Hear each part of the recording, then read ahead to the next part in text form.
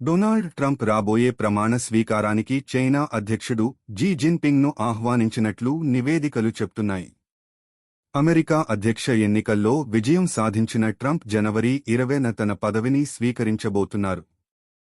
G జిన్పింగ్తో పాటు చాలా అంతర్జాతీయ నాయకులకు ఆహ్వానాలు పంపించారు, కానీ వాషింగ్టన్లోని చైనా ఎంబాసీ ఇంకా స్పందించలేదు. ట్రంప్ ఇటీవల ఒక ఇంటర్వ్యూలో అధ్యక్షుడు జీతో మంచి సంబంధాన్ని కొనసాగిస్తున్నారని, వారు రీసెంట్గా మాట్లాడుకుంటున్నారని పేర్కొన్నారు. ట్రంప్ తన అధికారంలోకి రాగానే చైనా దిగుమతులపై 10% టారిఫ్ విధించేందుకు ప్లాన్ చేస్తున్నట్లు ప్రకటించారు. ఈ అంశంపై జీ జిన్పింగ్ రెండు దేశాలు వ్యాపారం మరియు టెక్నాలజీ సమస్యలతో కష్టపడతాయని, కానీ చైనా తన ప్రయోజనాలను రక్షిస్తుందని తెలిపారు. అదనంగా, ట్రంప్ టైమ్ మ్యాగజైన్ యొక్క పర్సన్ ఆఫ్ ద ఇయర్ గా ఎంపికయ్యాడు, ఇది అతను 2016లో కూడా పొందాడు.